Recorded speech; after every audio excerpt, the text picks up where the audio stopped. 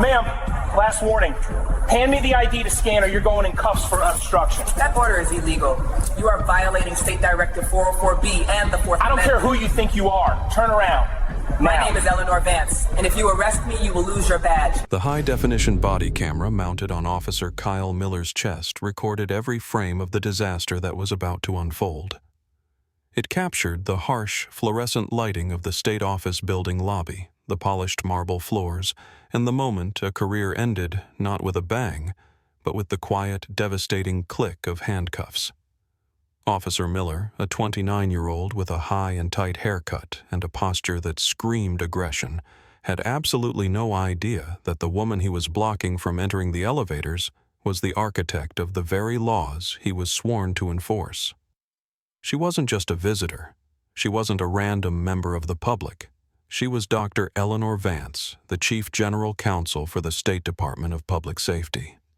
She had spent the last 25 years drafting oversight policies, advising governors on police reform, and litigating constitutional defense for the state.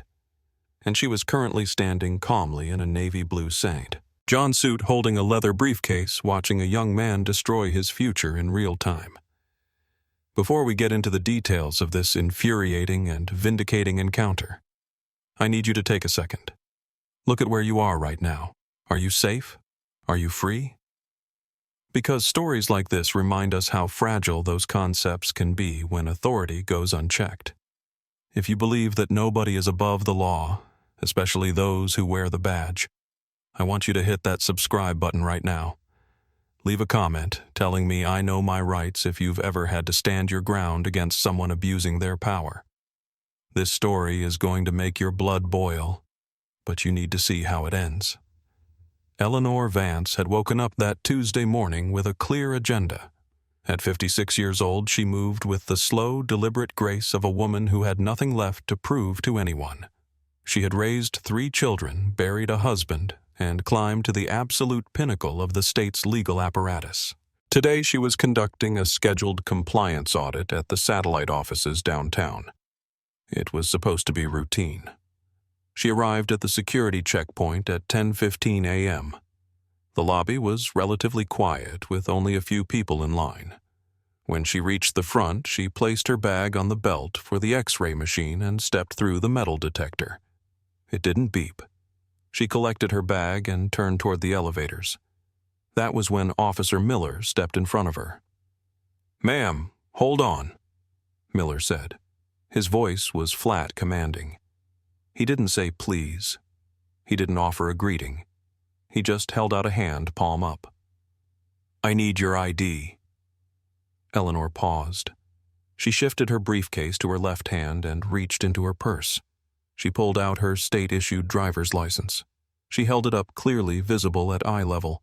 The photo was clear. The expiration date was valid. The name Eleanor Marie Vance was printed in bold black letters. "Good morning, officer," she said, her voice steady and warm. She believed in civility, even when it wasn't reciprocated. Miller didn't look at the card. He looked at the small black handheld device in his other hand. "I need you to hand it to me. I need to scan it." Eleanor's internal alarm bells rang immediately. 3 months ago, she had personally authored Directive 404B, a binding memorandum sent to all state law enforcement agencies.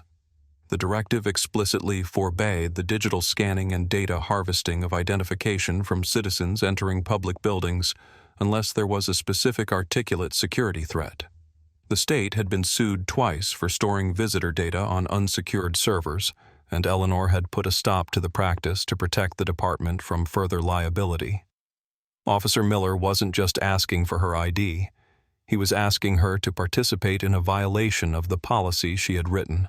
"I'm afraid I can't let you do that, officer," Eleanor said, keeping the card visible but out of his reach. "I am presenting my identification for visual inspection as required by building protocol. You can verify my name and my face, but I do not consent to a digital scan of my private data." Miller's jaw tightened. He was used to compliance. He was used to people who were intimidated by the uniform, the gun on his hip, and the radio on his shoulder. He wasn't used to a black woman in her 50s telling him no in a calm, educated tone. It's not a request, ma'am. It's security policy. If you want to enter this building, the ID gets scanned. We need to log who is in the facility. I understand you need to know who is here, Eleanor replied. She didn't take a step back. She didn't raise her voice. You have a logbook right there on the desk. You can write Eleanor Vance 10:17 a.m., but Policy 404B specifically prohibits the use of magnetic strip readers on non-suspects. If you scan this card, you are seizing digital information without a warrant and without cause. I'm trying to help you avoid a violation. Miller stepped closer. He was 6 feet tall, towering over her. He dropped his hand to his belt, resting it near his handcuffs. This was an intimidation tactic, pure and simple. I don't know what policy you think you know, but I'm the one in charge of this checkpoint. You're obstructing a security screening. That is a crime. Now hand over the ID or we're going to have a very different conversation. Eleanor looked at him, really looked at him. She saw the impatience in his eyes, the arrogance of a man who had never been told he was wrong. She realized in that moment that this wasn't just a misunderstanding. This was a culture problem, and as the chief general counsel, she was the one responsible for fixing it. Officer, I am not obstructing, Eleanor said, articulating every syllable with surgical precision. I am complying with the law. I have presented valid identification. You have visually verified it. There is no legal requirement for my data to be entered into your portable database. In fact, the Fourth Amendment protects against unreasonable seizures of papers and effects, and the Supreme Court has ruled that digital data falls under that protection. If you persist in demanding a scan as a condition of entry to a public building, you are crossing a line that strips you of your qualified immunity. Miller laughed. It was a short, sharp bark of a laugh. Okay, we got a lawyer here. You think quoting the Supreme Court works on the street? You're refusing a lawful order. He keyed his radio. Dispatch, send me a second unit to the main lobby. I have a subject refusing security protocols causing a disturbance. I am not causing a disturbance, Eleanor noted, gesturing to the empty space around them. I am standing quietly. You are the one escalating this encounter. By now, people in the lobby had stopped walking. A courier with a stack of packages paused near the wall. A young woman in a hoodie pulled out her phone and started recording. Eleanor noticed the phone and gave a subtle nod. Documentation was everything. Miller turned back to her, his face flushing red. He felt the eyes of the public on him. He felt his authority slipping, and he grasped for it the only way he knew how, through force. I'm going to give you one last chance. Give me the ID to scan, or you are going under arrest for failure to obey a lawful order and obstruction of government operations. Eleanor took a breath. She had a badge in her purse, a gold badge that said, Chief Counsel. She could have pulled it out right then. She could have ended this in 5 seconds. But if she pulled her badge, Miller would back down because of her rank, not because he learned the law. If she used her privilege to escape, he would do this to the next person, someone who didn't have a gold badge, someone who couldn't defend themselves. She had to let this play out. She had to let him make the mistake so the department could correct it. Officer, Eleanor said, her voice dropping an octave, becoming deadly serious. I am giving you a specific legal warning. The order you are giving is not lawful. It violates Agency Directive 404B and the state code. If you arrest me, you are committing a false arrest. You will be personally liable. Look at my ID again. Read the name. Think about what you are doing. I'm done thinking, Miller snapped. He reached for his handcuffs. Turn around. Hands behind your back. Very well, Eleanor said. She placed her briefcase on the floor. She turned slowly, smoothing the front of her blazer. She placed her wrists together behind her back. I am not resisting. I am complying under duress. The metal cuffs ratcheted tight. They bit into the soft skin of her wrists. It was painful, humiliating, and terrifying even for someone who knew the system. To be stripped of your freedom even for a moment is a profound violation. Miller grabbed her arm roughly. You're under arrest. You have the right to remain silent. He recited the Miranda warning as he marched her past the staring crowd. "Shame on you," the woman recording with the phone yelled out. "She didn't do anything." "Back up," Miller shouted at the witness, not breaking his stride. "Unless you want to join her." He led Eleanor out the revolving doors and into the humid morning air. He pushed her toward his patrol car parked at the curb. He opened the back door and guided her in. The back of a police car is designed to be uncomfortable. The hard plastic seat forces you to sit at an awkward angle. With her hands cuffed behind her, Eleanor had to lean forward to avoid excruciating pain in her shoulders. The car smelled of stale sweat and industrial disinfectant. Miller got into the driver's seat. He was pumping with adrenaline.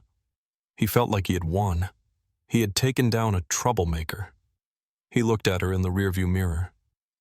"You know, if you people would just listen, this wouldn't happen. You want to come into a secure building, you follow the rules. It's not hard." Eleanor sat perfectly still. She didn't respond to the "you people" comment, though she filed it away in her memory. "Officer," she said calmly from the back seat, "I would like you to note the time. It is 10:22 a.m. You have detained me. Where are we going?" "Central booking," Miller said, putting the car in gear. "You can explain your legal theories to the judge." "I intend to," Eleanor said, and then she went silent. She closed her eyes and began to compose the opening paragraph of the federal complaint in her head. The drive to the precinct took 15 minutes. Miller played the radio loud sports talk. He was trying to assert dominance over the space. Eleanor tuned it out.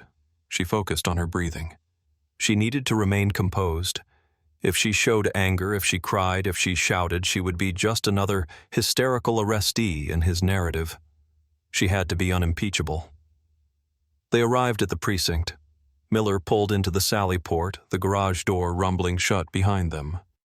He hauled her out of the car. Her suit was wrinkled now. Her wrists were throbbing, but her head was high. He walked her through the heavy steel doors into the processing area. The intake room was busy. Phones were ringing, officers were typing reports. Behind the high booking desk sat Sergeant Thomas. Thomas was a 58-year-old veteran, a man with gray hair and a tired face. He had been on the force for 30 years. He had sat on 3 different oversight committees that Eleanor had chaired. He knew her voice. He knew her face. He knew that she was the only reason the department had retained its accreditation last year. Miller marched Eleanor up to the counter. "I got a refusal to comply," Miller announced proudly. "Obstruction at the state building. Refused security screening." Sergeant Thomas didn't look up immediately. He was finishing a form. "Name?" he asked. "She wouldn't scan," Miller said. "But the license says Vance. Eleanor Vance." Sergeant Thomas's pen stopped moving. He froze. Slowly, very slowly, he looked up. He looked at Miller, then he looked at the woman standing in handcuffs. His eyes widened. His jaw literally dropped. He stood up so fast his chair rolled back and hit the wall with a loud bang. The entire room went quiet. "Mrs. Vance," Thomas whispered. "Hello, Sergeant Thomas," Eleanor said pleasantly. "I hope your wife is recovering well from her surgery." Thomas looked at the handcuffs on her wrists. He looked back at Miller. His face went from shock to a deep, pale horror. "Miller," Thomas said, his voice trembling, "do you have any idea? Do you have any goddamn idea who this is?" Miller looked confused. She's the arrestee. She wouldn't scan her ID." "She's the Chief General Counsel," Thomas roared. The sound echoed off the cinder block walls. "She runs the legal division. She writes the policies. Take those cuffs off her. Right now." Miller surely thought he had misheard. "The what?" "She is the top lawyer for the Department of Public Safety, you idiot." Thomas came around the desk. He didn't wait for Miller. He pulled his own key out and frantically unlocked the cuffs. "Dr. Vance, I am so sorry. I am so sorry." Eleanor rubbed her wrists. There were deep red indentations where the metal had dug in. She looked at Miller.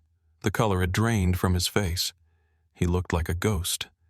The arrogance was gone, replaced by the sickening realization that his life as he knew it was over. "Sergeant Thomas," Eleanor said, her voice cool and commanding. "Do not apologize. You didn't arrest me. Officer Miller did." The door to the inner office flew open.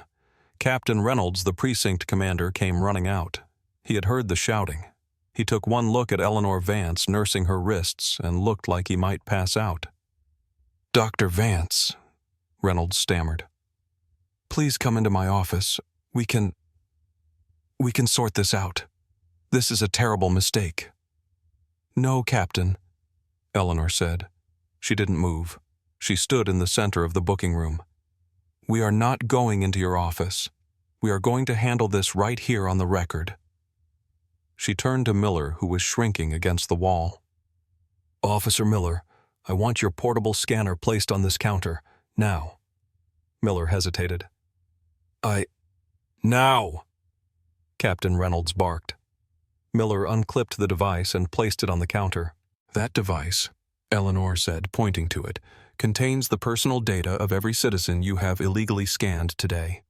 It is evidence of a systematic violation of the Fourth Amendment and State Directive 404B. I was coming to the building today to audit the security logs. It seems I found what I was looking for." She turned to Sergeant Thomas. "I want this arrest fully documented. Do not void the ticket. I want the booking number generated. I want the mugshot taken if that's your procedure, because I am going to sue this department and I want the paper trail to be perfect." "Dr. Vance," the captain said, sweating, "you don't have to do that." "I absolutely do," Eleanor replied. "Because if you did this to me, a woman in a suit with the power to fire you, imagine what Officer Miller has been doing to the teenagers in hoodies or the workers in uniforms who don't know the law. I am not leaving until this officer is relieved of duty." The captain looked at Miller. There was no saving him. "Miller gun and badge. On the desk." Miller's hands shook as he unholstered his weapon. He unpinned the badge from his chest. He placed them next to the scanner.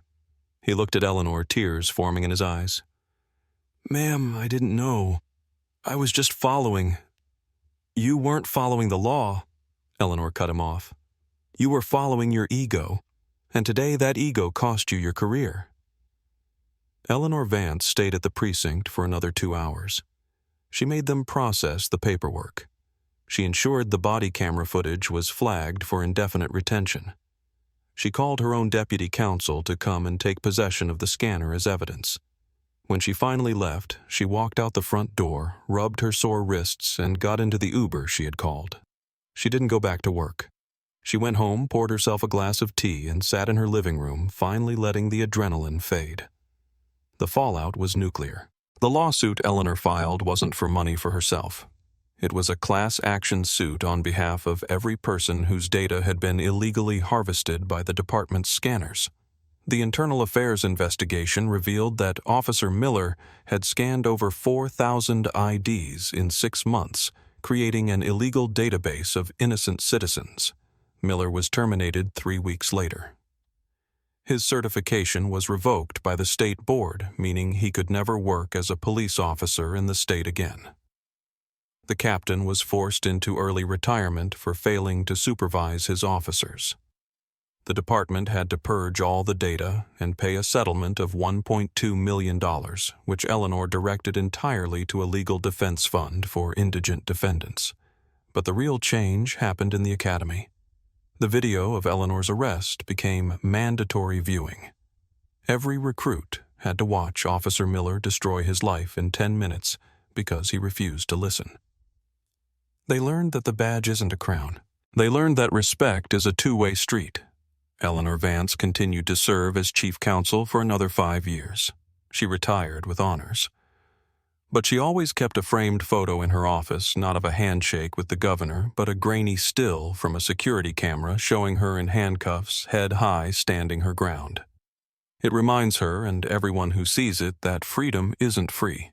It has to be fought for, sometimes in a courtroom and sometimes in the lobby of an office building on a Tuesday morning. So I have to ask you, would you have had the courage to do what Eleanor did? Would you have let them put the cuffs on just to prove a point? Most people would have just scanned the ID to get on with their day. And that's what bad officers count on. They count on your convenience being more important than your rights. If this story resonated with you, if you believe in holding the line, drop a like and share this video. We need more people who know their rights and aren't afraid to use them. Until next time, stay safe, stay educated, and keep watching.